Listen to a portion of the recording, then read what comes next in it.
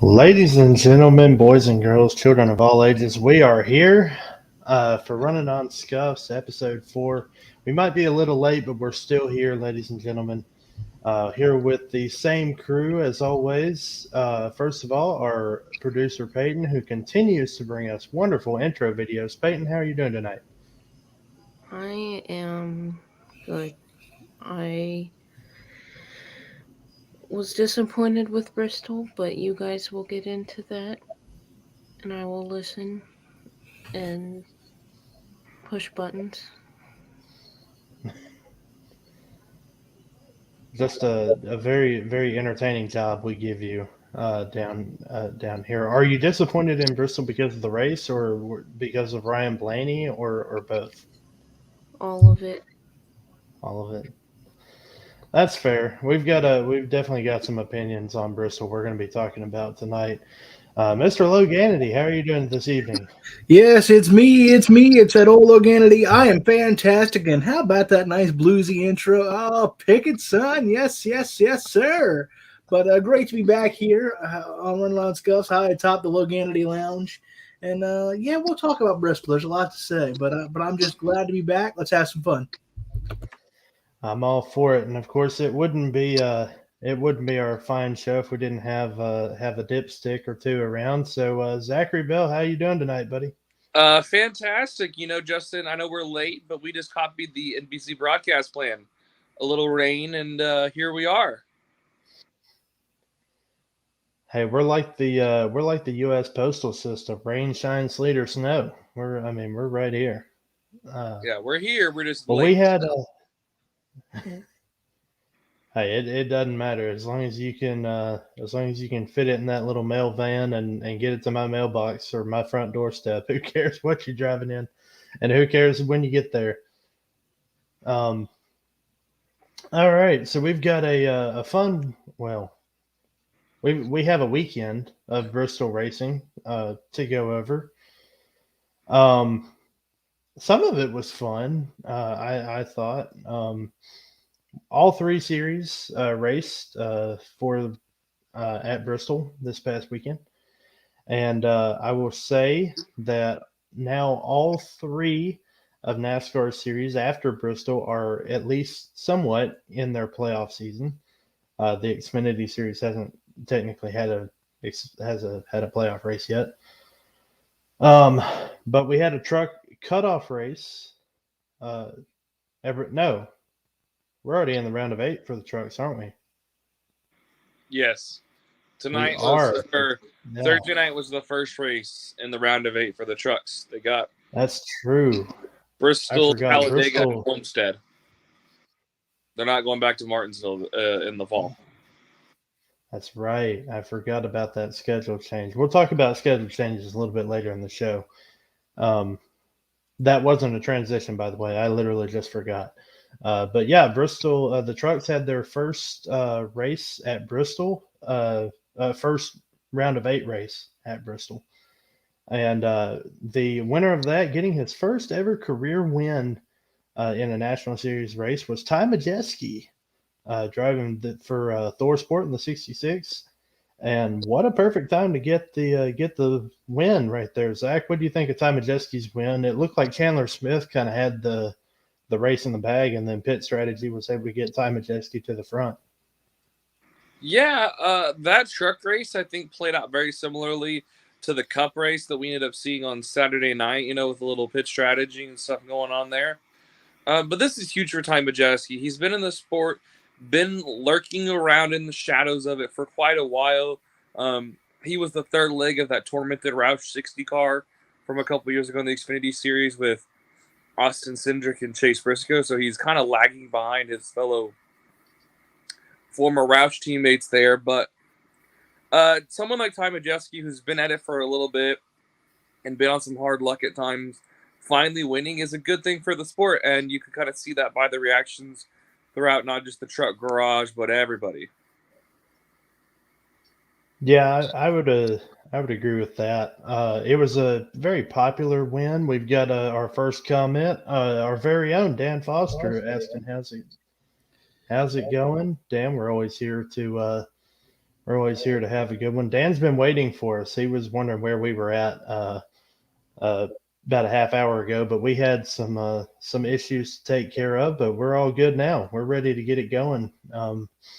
So yeah, but that was a very popular win for Ty Majeski. Like you said, Zach, he's always been a great guy to have around the garage, and I think a lot of the people in the garage have a lot of respect for him. Mr. Loganity, I want to get your opinion on the gentleman who won the Xfinity Series race on Friday night. He's personally piqued your interest based on a certain contract he's signed for next year. But talk about being on a hot streak at the right time. Mr. Noah Gragson wins his third in a row. I mean, it's like 1967 in here. This is ridiculous. The only thing is he can't hold anything down afterwards. It's getting a little strange, isn't it?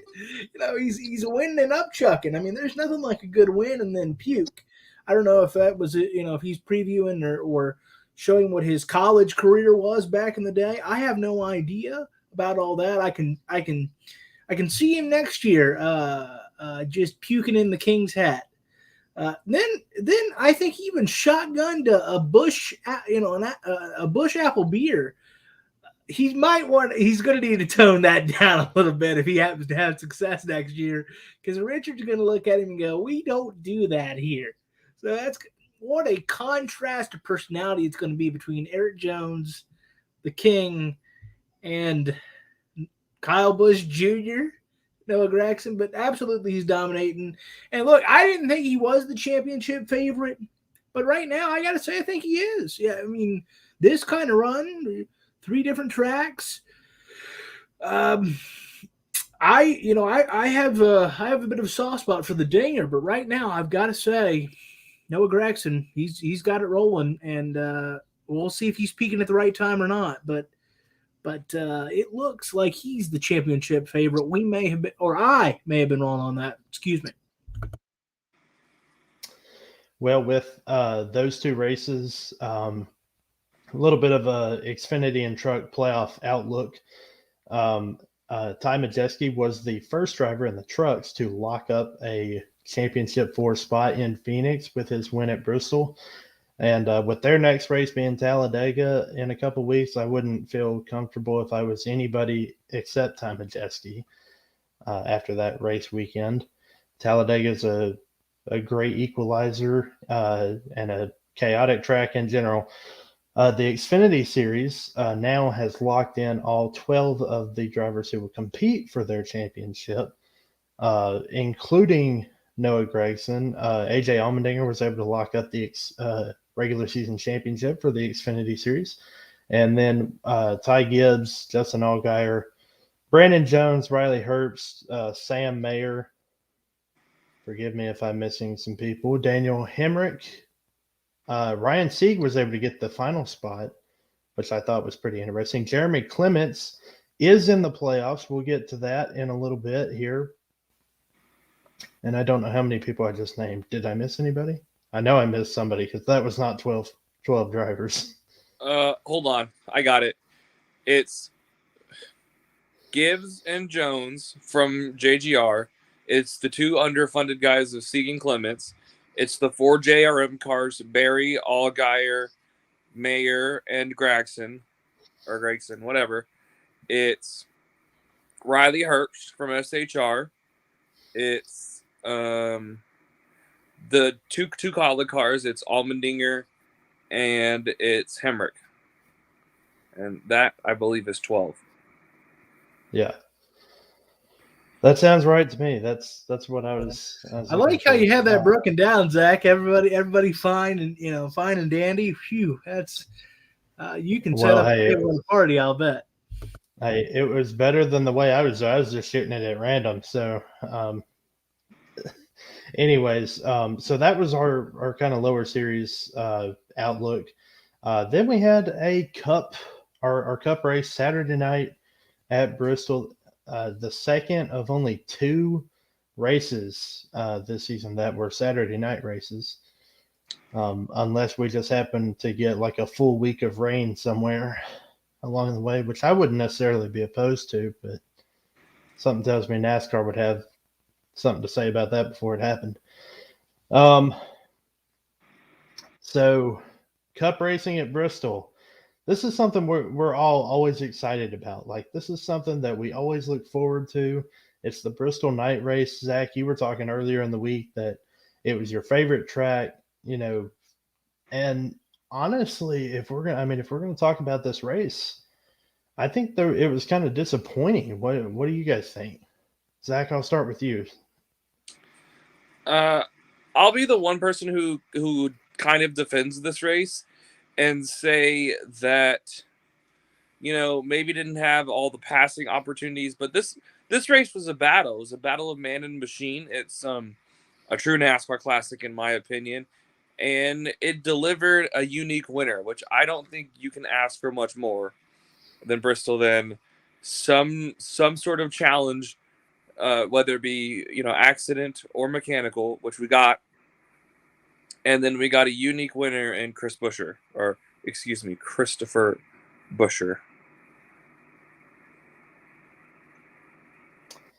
That's a fair point. I think I agree with you on the fresh winner of Christopher Buescher. I think it's interesting to have. We've got a Loganity fan in our midst here. My man Cody, how are you, brother? I love you. It's been a long time. Thanks for watching, brother. Hope everybody who's watching enjoys our show. For anybody who's watching this after the fact, we hope you enjoy it as well. If you're here with us, just throwing it out there, leave us a like, drop down, get some comments. We'll be airing some comments throughout the show. Be sure to subscribe. We do a show every week.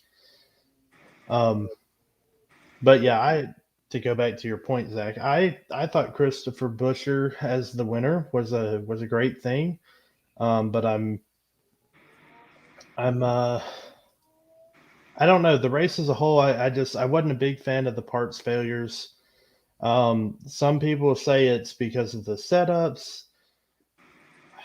Maybe with the Toyotas and the power steering issues, maybe, but I feel like the tires on the Fords, maybe not. I don't know, but nonetheless, we're definitely going to get into that a little bit later. But nonetheless, this is the first time in Cup Series history, in the playoff era, that a non-playoff driver has swept. Non-playoff drivers have won all three races in a round. So that's something very unique, and now gives us 19 winners, which is tied for the most since 1972. That's a really cool thing. And Martin Truex Jr. is still not one of them. So I gotta. Yeah. Ryan Blaney. I picked him, Justin. I tried to will it into existence for you, man. Well, I appreciate it, but I was fairly confident last week that it wasn't going to happen. Although he was putting together a fairly solid top 15, top 10-ish run before he had his power steering issues. So, hey, his mechanical issues almost make you think that he's Kyle Busch. Hey, I mean, both of them are out of the playoffs now, so what's it matter? That was a little bit of foreshadowing as well. So the Bristol night race, as far as the playoffs go, was a cut race for the Cup Series, going down into the round of 12. 4 drivers were eliminated, including 2 former champions of the sport. You heard me mention one of them, Kyle Busch, was eliminated after the round of 16. Kevin Harvick was eliminated. He kind of came in a must-win situation anyway. He was running really good, and then had an issue on pit road on the last stop, and that ended up taking his ability away to win. Tyler Reddick and Austin Dillon both were eliminated from RCR.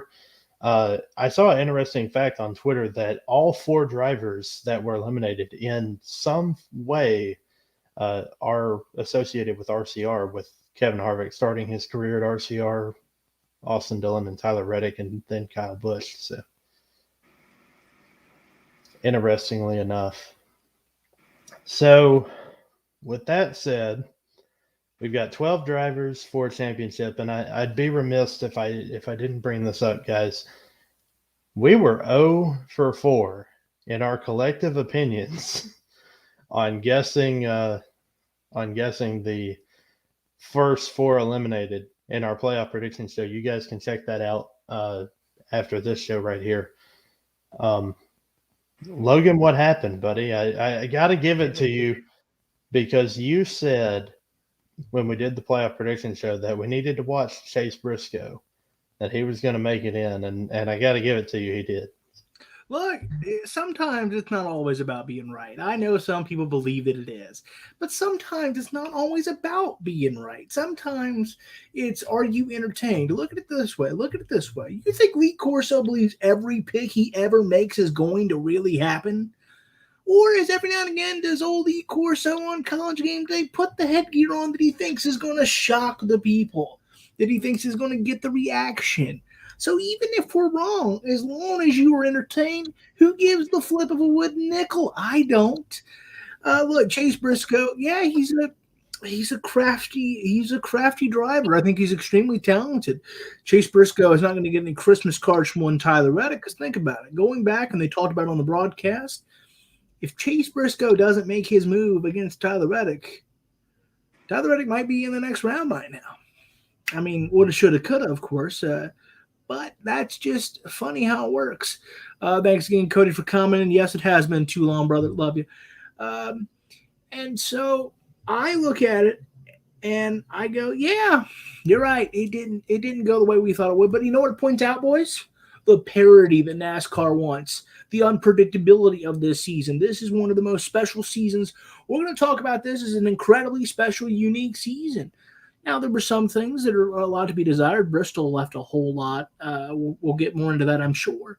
But it points to how special this season is and how unpredictable it is. And that is good for the sport, because who doesn't love Game 7? Who doesn't love big-time upsets? I know I do.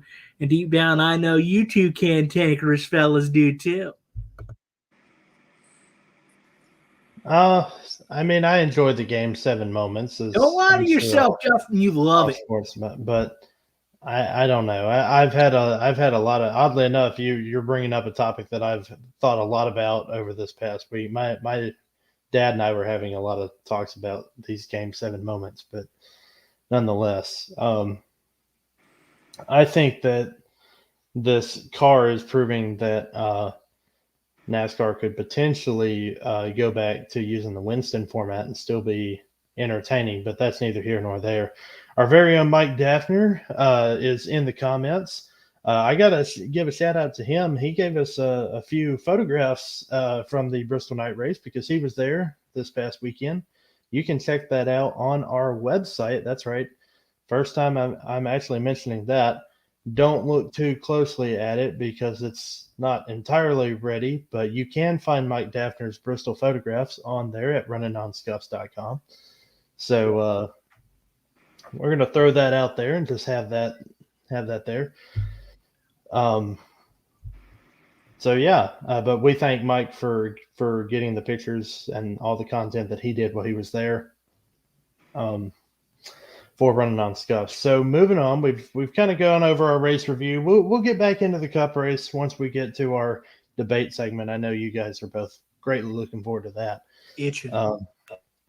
But we've got a few news stories that we've got to talk about before we get there, and that's why we're going to transition into our next segment, the feel goods, our feel good stories. And I have to say, a lot of them here in this one are actually feel good stories. So I'm not calling it feel goods and then giving you a bunch of bad news this time. Number one, the absolute best kept secret in NASCAR all year, or at least over the last week or so, Kyle Busch has made it official. He is officially going to RCR to drive for Richard Childress Racing. In 2023, he is going to be driving the 8. According to what Richard Childress has said, Tyler Reddick will still be at RCR driving a third car, which will be chartered. hasn't said exactly where that charter is coming from. But he says that at least as far as 2023 goes, Tyler Reddick will still be with RCR, just not with the 8. Sounds like some things that could be subject to change, if you ask me. What do you think about that, Zach? Yeah, old Richard Childress here has got the BS meter up high here for starters. He's a coward for not putting Kyle Busch in the 3. Secondly, there's no chance Tyler Reddick stays on this team. I'm sorry. I don't have any intel or sources or anything, but the fact that it's been like 2 months and we haven't seen Kurt Busch, 2 months or more, and we haven't seen Kurt Busch yet is quite concerning. So I think old Richard Childress is kind of just pulling the leg here, and if I'm wrong, and Tyler Reddick is at RCR next year, bless his heart, because that is going to be a fully developmental team, not something worthy of his caliber, in my opinion, of course. And I can go into he's going to get the rawest end of the deal if he's at RCR. And Richard Childress will do every petty bone in his old man body to make sure that this is a horrible time for Tyler Reddick, to be quite honest with you. In fact, I wouldn't be surprised if he openly revolts a Tyler Reddick victory if Reddick took one from Austin Dillon or Kyle Busch. That's some pretty strong words there, but I mean, I don't know if I feel that strongly about it, but I agree with you on it being, especially being a developmental team. Because of this news, with Kyle Busch going to RCR, it is assumed that KBM will switch to Chevy. RC, Richard Childress, he did say that was a Kyle Busch and Chevrolet kind of thing. So, although I'm sure that if RCR can use this as a feeder system into their Xfinity and Cup programs in the future, I'm sure they're not going to be opposed to that by any means. Moving on to a little bit of different news. This also came out Tuesday, oddly enough, but it kind of was foreshadowed by the Kyle Busch incident. Jeremy Clements, you guys heard me mention his name as an Xfinity playoff driver. Jeremy Clements and his team won the appeal from the Daytona penalty they got, meaning that their team actually did qualify for the playoffs in the Xfinity Series. That's something we haven't seen very often. We haven't seen teams win an appeal very often, so it was kind of cool, especially for a smaller team like that, to win their appeal and go and compete for an Xfinity Series championship. Some more Xfinity Series news. Brandon Jones has announced that he is leaving Joe Gibbs Racing in the 19 car, and he is moving to Junior Motorsports to run the 9 car.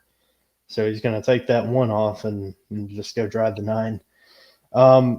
Logan, does he want the 9 car after it might be filled with some bodily, some maybe not so interesting things, or do you think they'll clean it out for him? Look, we got all off-season to detail that puppy. Ain't no big deal. Just hey, little Clorox wipes will be just fine. Matter of fact, that might be a hell of a sponsor for Junior and the boys. You know, I think that's a good ride for him. Frankly, I think it's in some ways a step up. I think you can see that Dale Jr. is excited to have him, and he'll kind of be the face of the organization, and where he was kind of another face in the crowd at Gibbs. Zach and I were talking before we hit the airway, and I don't think, and I said this to him, I don't think that Brandon Jones is a guy that we're gonna talk about multiple championships, maybe not even one, but he's a driver that I think can help your organization through, kind of a stepping stone. That's not an insult to his talent. It's just some guys are long-term pieces and other guys are get in where you fit in pieces, and I think that's where he is. And so this could be a nice stepping stone for him too. But I don't know if we ever see him, because he's running into the same problem. Gibbs is pretty packed in terms of of the Cup level. Hendrick Motorsports even more packed at the Cup level. So Brandon Jones is just getting in where he fits in, but good for him, and I think it's going to be a good move, and I expect him to do good things in that 9 car. Another driver in the Xfinity series at one point that moved from Joe Gibbs Racing to Junior Motorsports was obviously a more veteran driver than Brandon Jones, but Elliott Sadler. And I had to throw that in there just for my own personal amusement. But I think Elliott Sadler kind of filled that role as well. Obviously, I think Elliott was more of a championship contender on any given year. Making the Final Four a few times, but he never did win a championship with Junior Motorsports with Joe Gibbs. So, I think he and Brandon Jones kind of fit into that same category where they're elevating the equipment they go to and just helping elevate a program. But nonetheless, moving on, a little bit of the only piece of bad news I do have to give you guys is Josh Rayum got a concussion in the truck race, just really kind of struggling with these concussion-like symptoms here with certain drivers. Is it just the fact that, Zach, is it just the fact that NASCAR is just a dangerous sport in itself, or is there something that NASCAR is doing wrong? And you may feel differently about this than, say, the Cup Series, but let me know your thoughts.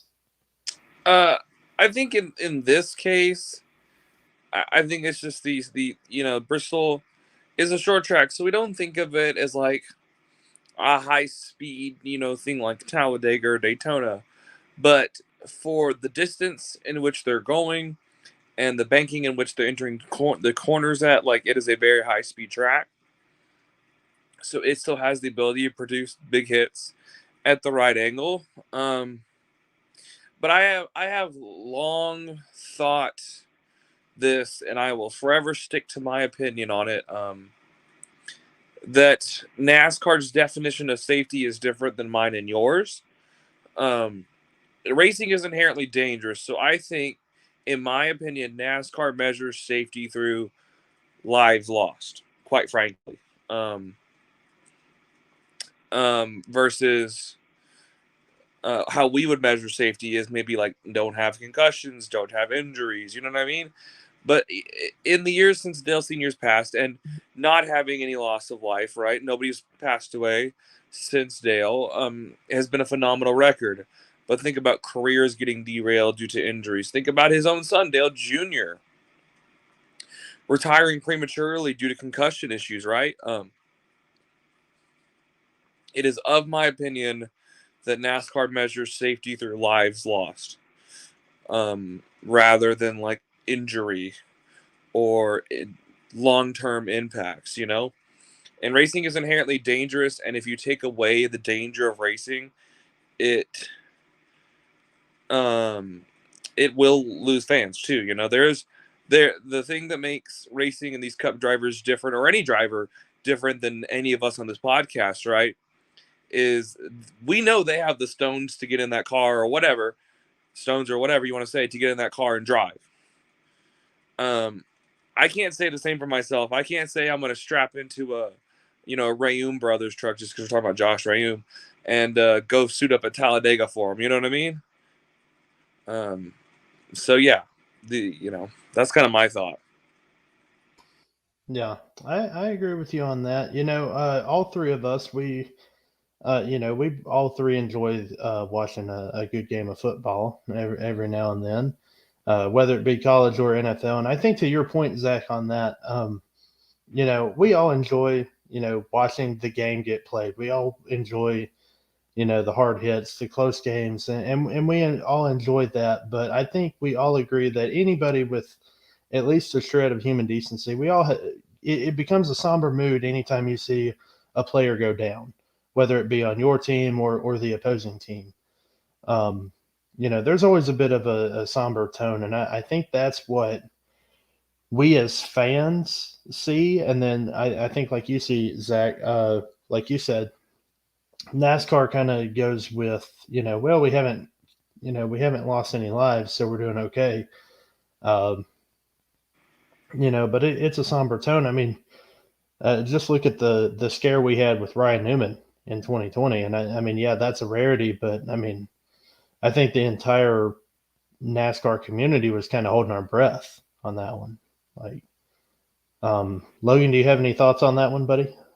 I really second your sentiments. To be fair to NASCAR, there is nothing they can do to ever completely take the danger out of the sport. As long as you're getting in there, and unless you're starting to take away tracks, like Dega and Daytona, there's only going to be so much you can do.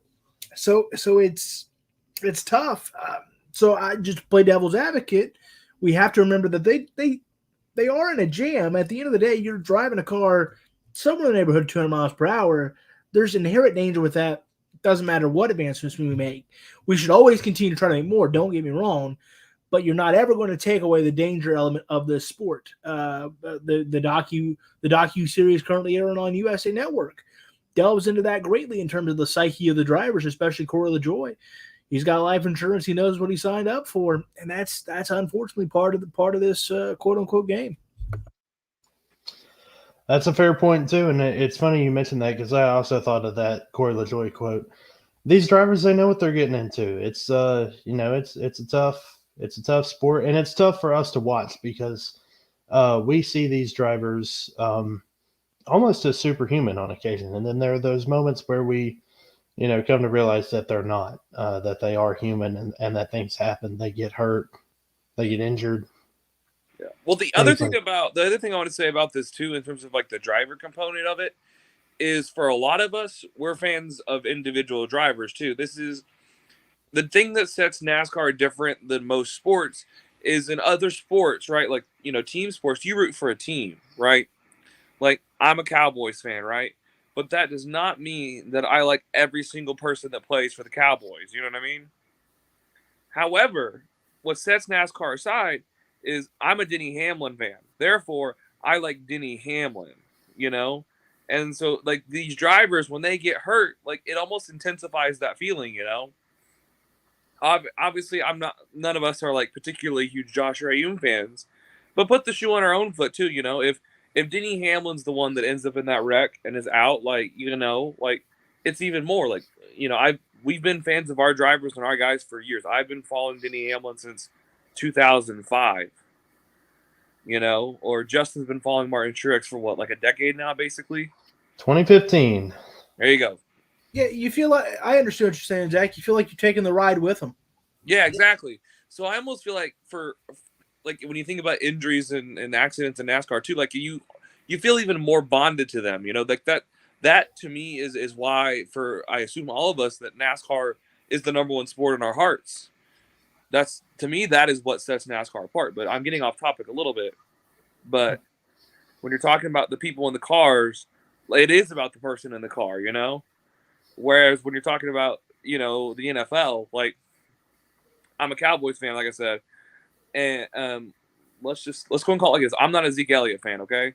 So if Zeke Elliott got hurt, it is not going to wreck me in the same way that Dak Prescott when he got hurt, because I am a Dak Prescott fan,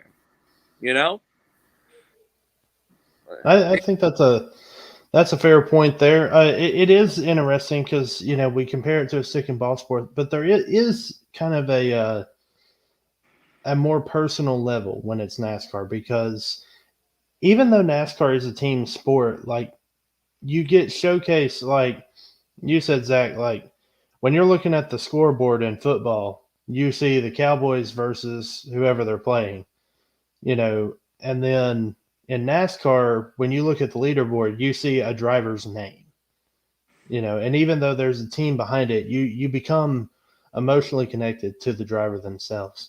But nonetheless, we got a little off topic, off of a Josh Rayoum concussion, but definitely the safety issues are things that, like Logan said, never totally going to get rid of it, but it's always something we should try to do better at any way we can. Like I said, that was our one piece of bad news this week. Kyle Larson has extended his contract with HMS as well as HendrickCars.com through 2026. So needless to say, these Hendrick drivers aren't going anywhere anytime soon. Ooh, may the evil empire live on forever and continue to torture my life. I think Jeff Gordon's there to make sure of that. Yeah, Jeff Gordon is here to continually make sure that Chase Elliott wrecks every single chance Denny Hamlin has. Our biggest piece of news that came out this week is something that, besides the Kyle Busch thing, I would say that's probably the biggest piece. But we finally got what we've been waiting for. The 2023, the full NASCAR schedule, Cup, Xfinity, and Truck all came out at the same time. And I got to say, looking at the Cup schedule, there's not a whole lot of big changes to it. Obviously, we talked about North Wilkesboro last week being the All-Star race. That, we have our differing opinions on that. We've known about the Chicago Street Race, which is going to be July 4th weekend. That'll be interesting to see how that goes. But honestly, that's really the biggest thing about it. Like, the playoffs stay exactly the same for the Cup Series. Indianapolis and Richmond are flipping dates. So Richmond will be Sunday, July 30th, and the Indianapolis Road Course will be on August 13th. So as far as the Cup schedule goes, not a whole lot to be changed. It will start it'll start February 5th at the LA Memorial Coliseum again, which I think is a good idea. The Coliseum race was a lot better than I thought it would be. They did pretty good with that. So honestly, probably the best short track race we've had this season. By a very wide margin. And not to continue to rant and hate on North Wilkesboro, but if you're going to sit, like, the success that I deem the Clash to be, that obviously NASCAR deemed the Clash to be, since they're going back, this to me feels the argument of, like, why do we need the All-Star race at North Wilkesboro? We get our short track racing in a big market, easy to control, in a stadium. Put it where you want it. Put it in New York City for all I care. That's the best thing going on in that football field. I promise you, the Jets and the Giants are not going to be delivering as much excitement as door-to-door, bumper beating and banging NASCAR out there at the MetLife. Put it at AT&T Stadium. Put it in Jerry World. Put it wherever. But, like, yeah, the success of the Clash, that's another thing I didn't bring up last week, but, like, the success of that event makes you question why we're going to North Wilkesboro. Well, I like I said last week, I personally think the All-Star race should always be in Charlotte, but, Put it at the Panther Stadium. I digress. You think that NASCAR race is better? It's going to sell better than that hot garbage Baker Mayfield is currently serving out there? Well, we're here to serve up hot takes of NASCAR, not the NFL. So this is a NASCAR take. This is a NASCAR take. Well, that's maybe Baker Mayfield. I don't know enough about Baker Mayfield, and I haven't kept up with the Panthers' schedule recently to know how they're doing. So 0-2. Well, so are the Bengals, but.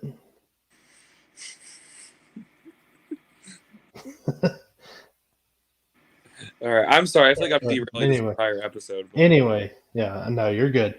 Anyways, so that was the Cup schedule. Peyton Lore is commenting while she's producing, saying Baker Mayfield is hot. That's a fact, yo. She's apparently not on the field, but off on the field, he's very mid. But off the field, he's very. I feel like I'm talking about this the wrong way, but listen. If you were to do a tier list of quarterbacks and how good looking they are, Peyton is absolutely right. I do want to point out there is only one off weekend for the Cup Series schedule. That is going to be Father's Day weekend, June 18th. Kevin Harvick expressed his kind of displeasure of that only having one off weekend. I kind of hate it as much as I love it as a fan, because I don't ever want. I mean, as a fan, I could watch NASCAR 52 weeks out of the year, but I think the drivers deserve a little bit more than that. I liked it when they had 2 off weekends. I would have been okay if they had done 2 straight like they did for the Olympics a couple years ago, or if they just decided, hey, we're going to do a weekend here and a weekend there. You guys get off. I'm personally a traditionalist. I like the idea of Mother's Day and Easter Sunday being off, but nonetheless. If you had less races and you didn't oversaturate the market, we wouldn't have this problem with off weeks. That's true too. Nonetheless, before we move on to our debate segment, which quickly, we've had a couple of discussions. I don't know if we call them debates, but the Truck Series schedule. Before we move on, I want to mention the Truck Series schedule is actually going back to the Milwaukee Mile. So that's one of the bigger announcements for the schedule, as well as there is going to be a points race at North Wilkesboro for the Truck Series. So we're going to see them race there at those 2 tracks. I'd say that's probably, honestly, as far as Chef's kiss, yes, sir. I know. This was the way to introduce North Wilkesboro back to NASCAR. This was the way to do it, folks. Not the All-Star race. Milwaukee's back. Listen, I don't know if you guys have ever heard those TikTok videos, and they put a compilation, and then one is like this, then they have like The Rock or whatever. He's like, this is absolute complete garbage. And then you have the one guy's like, yeah, this is all right, And then you have the one who's like, woo! Like, woo! Is the Truck Series schedule, Like, man. Excuse me. They're bringing back Craftsman, and they're bringing back all the good tracks with North Wilkesboro and the Milwaukee Mile having point states. Next year, we're going to Nazareth and Rockingham in 2024. And one of them will be the All-Star race for the Cup Series. Give me a hell yeah. Anyways, let's move on to our debate segment. We're getting scuffed up, ladies and gentlemen. Moving back to the Cup race at Bristol. We had a little bit, let's be honest, there were a lot of issues with that race. It seemed like nearly the entire Ford camp were losing tires left and right. And it seemed like nearly the entire Toyota camp, save for a couple, had power steering issues. And the debate here is, does NASCAR have an issue with its parts right now? Because we know that they don't get, their bodies and everything. It all comes from NASCAR. They can build their engines in-house, but the bodies of the cars themselves come directly from NASCAR. So is this a NASCAR issue? To me, it seemed to be too widespread of a problem to not be some bit of an issue. But Logan, I'm going to let you take the driver's seat on this one.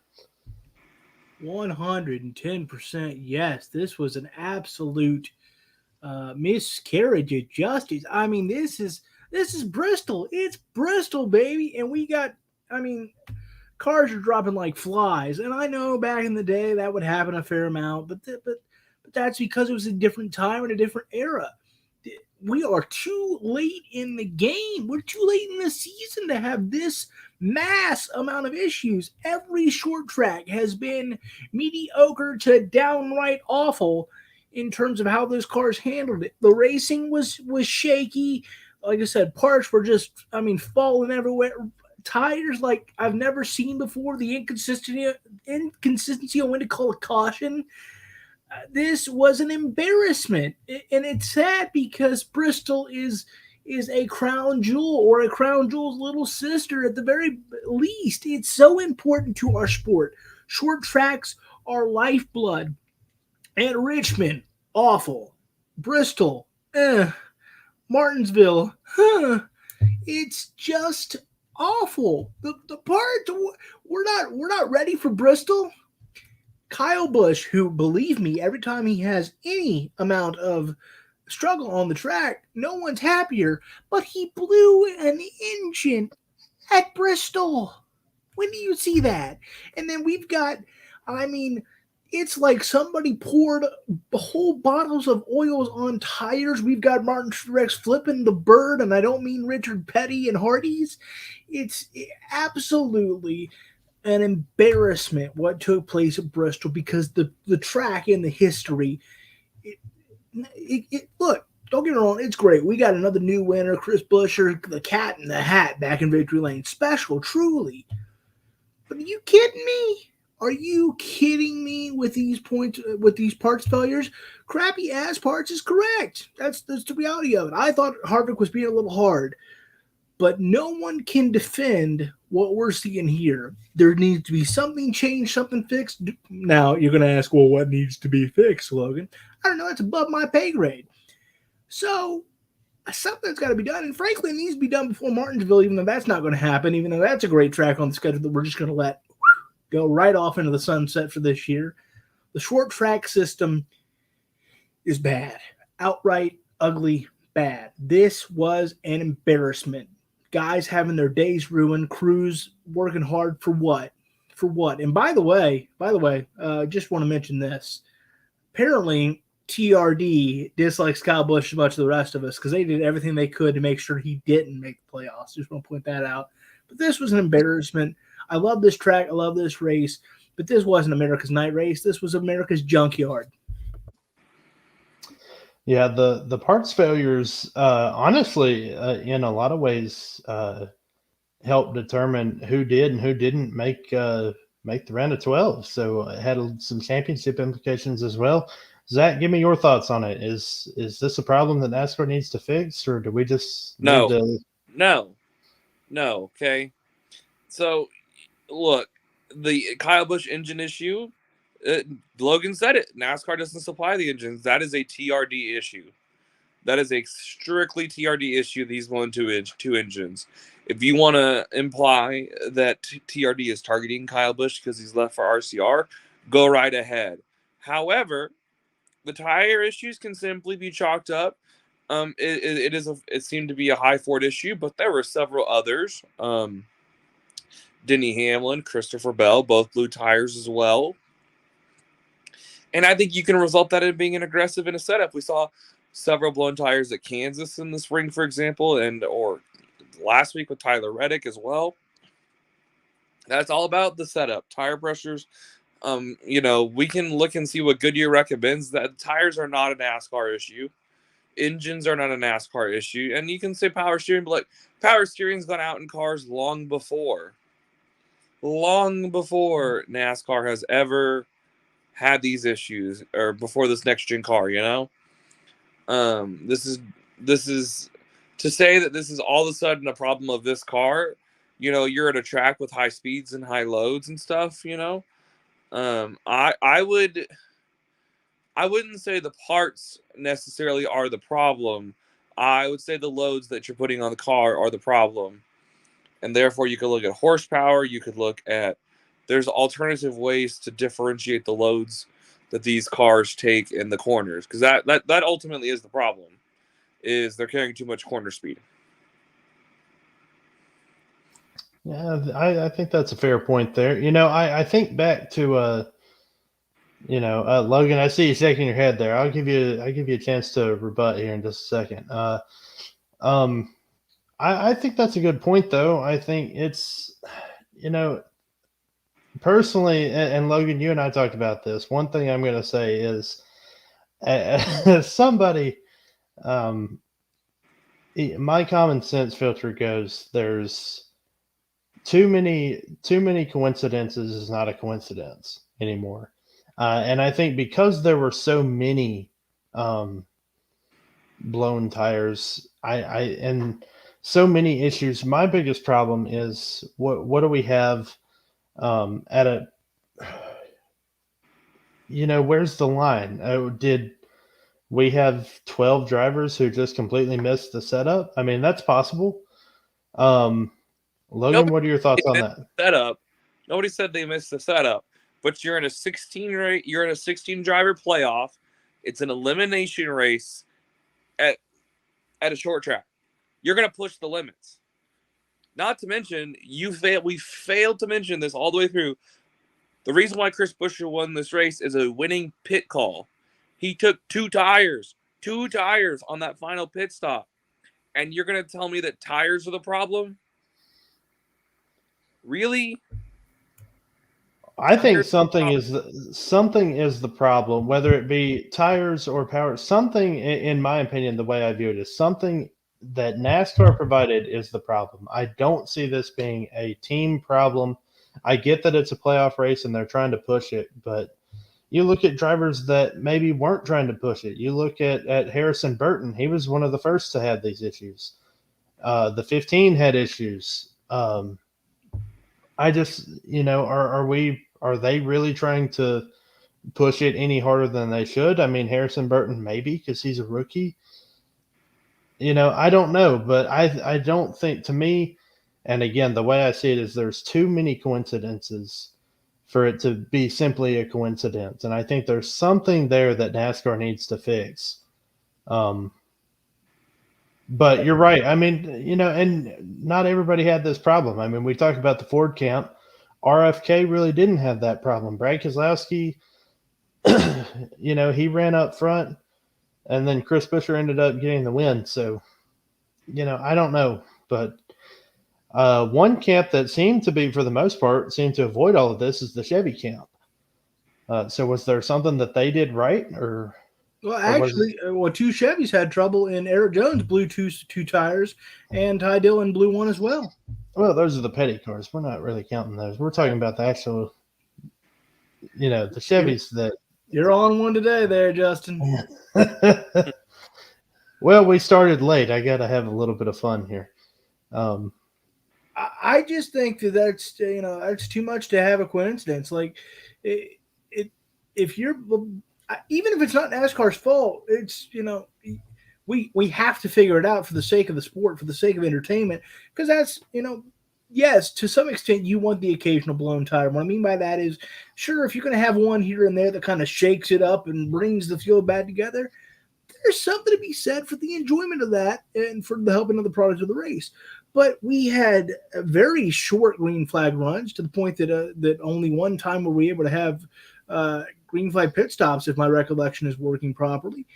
It just was too much. It just felt like everybody was hitting the wall. And when it's that many, I just think, especially when you consider the fact, if it was just one cluster at Bristol, hey, it happens. And we can even operate under the assumption that, well, the playoff cars were pushing it hard. All right. But every short track has missed the mark entirely, and that's really a problem. Again, we talked how bad Martinsville was. We're going to do it again here in a few weeks, and hopefully it gets better. It just, on top of the fact that there's been such scrutiny on shortened tracks, rightfully so, this was the absolute worst showing I think you could have gone with. Well, you talk about Martinsville, Logan. We did 400 laps of it earlier in the season, and we get to go back and do 500 laps of it this here in just a few weeks. But good debate. I'm not sure exactly what the answer is. We're going to go ahead and move on because we are running a little short on time if we're going to meet that hour mark like we've been trying to. So we've got a traditional mile and a half. Zach, we're coming to your neck of the woods for the start of the round of 12. I don't think you're going to be there in attendance for the race this weekend, are you? You up in the air. Up in the air? Well, up in the air. It is not confirmed either way. Well, we will, if you are, we will be sure to notify down on our social medias if Zach is there. Yes. So if anybody wants to come out and meet me for any particular reason, an autograph, a message to your mom or dad, a cameo, whatever you'd like for me to do for you, it is absolutely there for my adoring fans. All it takes is one anti-Justin comment and one anti-Petty comment. But anyway, we've got two races for the weekend here in Texas. The trucks are off this weekend, but the Xfinity Series and the Cup Series will both be in Texas. We've got an Xfinity race, so let me get your predictions, guys. Logan, I'll start with you. Who do you think is going to come away with the first playoff win in the Xfinity Series this season? I'm gonna ride the hot hand. Why not? Let's shotgun another. Why not Noah Gregson for the fourth straight week? Let's get it done. Zach, what about you? I love Noah Gregson more than Mr. Loganity. I just want to make this clear. He is much more up my alley of driver than his, but the streak stops somewhere, right? Eventually the streak must end. And I don't know for sure if he's being sponsored by them, but I know that him and his team have a nice connection to the race to sponsor the Xfinity Series, sponsored by Andy's Frozen Custard, which is delicious, by the way, if they want to sponsor us. But I am going with AJ Allmendinger. Both solid picks. I'm gonna go with the Monster Energy driver. I'm gonna go with Ty Gibbs. I think he had a very strong car in Bristol and he got taken out early, so I'm gonna go with Ty Gibbs to win in Texas this weekend. And so we're gonna go back and Zachary, I want you to give me a bust for the Cup race. Out of the 12 drivers who still remain in the playoffs, who's your bust for the Cup race in Texas? All right. Alex Bowman. Alex Bowman. I think eventually the tides have got to change in Hendrick Motorsports. I know we saw Chase Elliott and Kyle Larson kind of lag behind this first round, but eventually Rick's going to get it together and recognize, who really pays the bills and who really wins the rings around there. It's not old Bill Byron. It's not I love a dog Alex Bowman, the Hackinator. Listen, he's a hack for a reason, okay? Denny Hamlin said it best. Yeah, I gotta say that's a fair point. I'm gonna go with for just my sleeper pick here. I'm gonna go with Ryan Blaney. I mean he won the All-Star race here. He ran well. Obviously that was a little bit of a different format because of the All-Star race, but he can still get it done. This time he doesn't have to worry about his window net coming down on the last light. You hope. You hope. Well, we certainly hope. Anyway, we're going to assume he doesn't. I'm going to say Ryan Blaney's out of the 12 playoff drivers is going to be my sleeper pick. Logan, you've got a grin, buddy. I want to see. Your winner pick. Who's going to be in the King's Corner this weekend? Look, I think let's not overthink it. I think we're going to go with the most consistent playoff driver we've had thus far. A man that professes this to probably be his best track. I'm going to go with old C. Bell, that young man. Texas is a good track for him. He's riding the hot hand. I'm going to go C. Bell. All good picks. Not to mention, he is hosting like a dirt midget race event out at Little Texas, the dirt track outside the 1.5 miles as well. So this is a big popping week for C-Bell, and I know he's claimed this to be his home track and everything as well, being from Oklahoma. It's the only time I'll ever claim an Oklahoman to be from Texas is when we're talking Christopher Bell. But I just want to endorse Logan's pick. He's absolutely right. Yeah, I like that pick. It's hard to go against the guy that's been the most consistent. All right. Well, we've had yet another good show. A little bit of a late start and a little bit of a late finish, but we appreciate everybody who has stuck around and has continued to watch. Again, if you're watching us afterwards, we hope you continue to show to watch, and be sure to like, comment down below who you guys think is going to win, who's your sleeper and who's your bust. And then we're gonna see if we can actually get us a playoff winner this time for the round of 12. Zach, give us your signature send off, buddy. Of course, I want to thank my parents, my mom and dad, for supporting my NASCAR addiction. Hours and hours, dollars and dollars of support, of course. And I recommend all of you that have those sort of people in your life that support your NASCAR addiction, of course, to thank them as well. Mr. Loganity, what say you for your signature sign off here, buddy? Well, I don't have a signature sign off, but I'll just say this. I want to thank both of you for letting me be a part of this, and everybody on the Runnin' on Scuffs crew. Dan, Mike Daffner, of course, my much better looking better half, Peter. And just always great to be back, and looking forward to Texas, and looking forward to next Monday already. Indeed, I am as well. Let's go ahead and bring our producer back up here, Peyton, and we'll get her. We'll go ahead and get her to give us a signature sign off. Peyton, what say you before we get off here? So as always, hoping Ryan Blaney pull something off. Well, I'm okay with that because he's a sleeper pick for me, so I'd be okay with that. Nonetheless, we hope everybody, once again, we appreciate everybody for tuning in. See, even animals love the show. My cat also wants Ryan Blaney to win. I mean, everybody loves She the show. is. I heard Hamlin with the cat. Even cats love the show. See, it's a show for everybody. Doesn't even matter if you're a person. You can be an animal and you can love our show as well. We appreciate everybody for tuning in. We'll be sure to see you guys next week on Runnin' on Scuffs.